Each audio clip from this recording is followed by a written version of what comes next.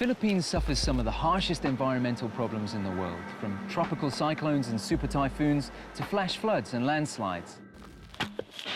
It also happens to be one of the world's largest producers of coconut products.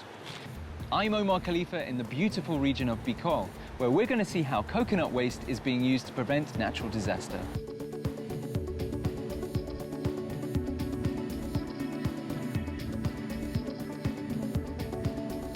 Dried coconut meat, or copra, used to be the only part of a coconut with any economic value. The husk, which is 75% of a coconut, was traditionally thrown away. Before, billions of husks are just being thrown away by farmers. Okay. So we thought of way how to make use of this, as we call basura. Basura. Here in the Philippines. First, we collect husks from the neighboring farms. One truckload is about 2,000 pieces of husk, and we pay them 100 pesos. Okay, so this is the coconut husk. Otherwise, it would just be rubbish. Yes. Basura. Basura. That's what here. basura is. Let's get stuck in. We've got a lot to get through. Yeah, as well. Hard work. Well done. Okay, let's go.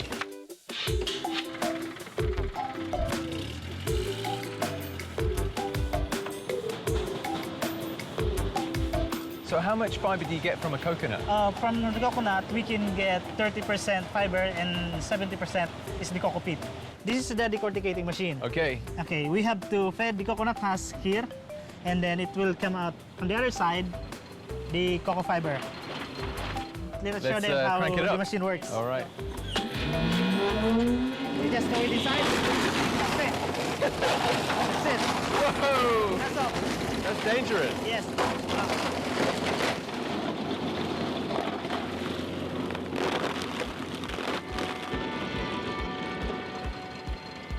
What is it about the fiber that makes it so good for the environment? When the rain pours down, it doesn't go directly on the soil. It will hit first the coco geotextile. Yes, yeah. And so the the net. runoff, it will go through the geotextile.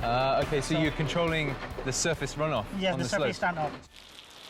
Rainfall is one of the most common triggers of land and mudslides.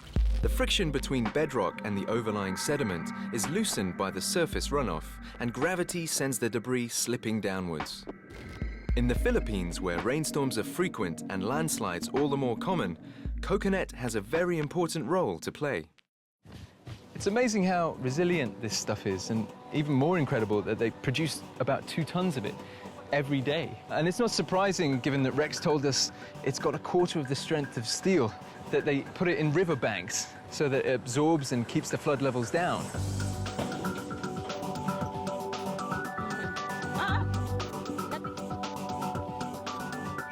Hello. Hello. It's pretty cool stuff. There's a lot of teamwork involved.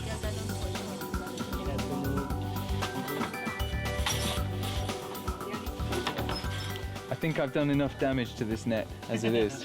I think you're probably going to have to redo it. She's exhausted now.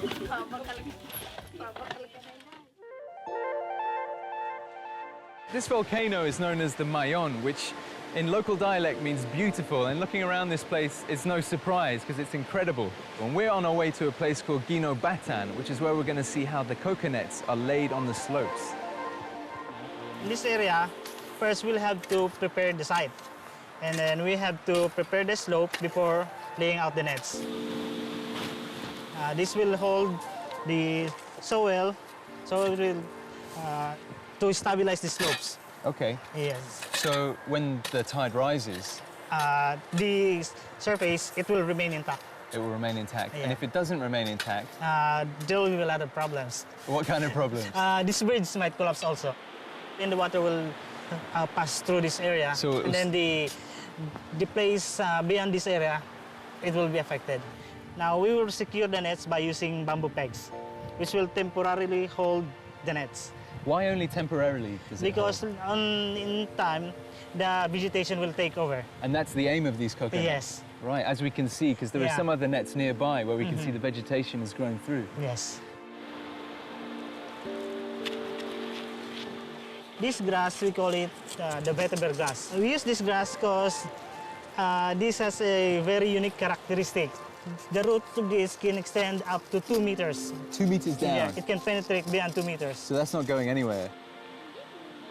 Do you feel like, knowing that you've actually laid nets in these particular areas that are threatened by potential flooding, do you feel like you've saved some potential disasters? Yes.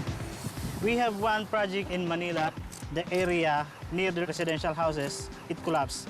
The government seek our, what's called that? Your help, your assistance? Yes. Yeah. And then we stabilize the slopes. Okay. So you're the go-to guys for coconut solutions? Yes.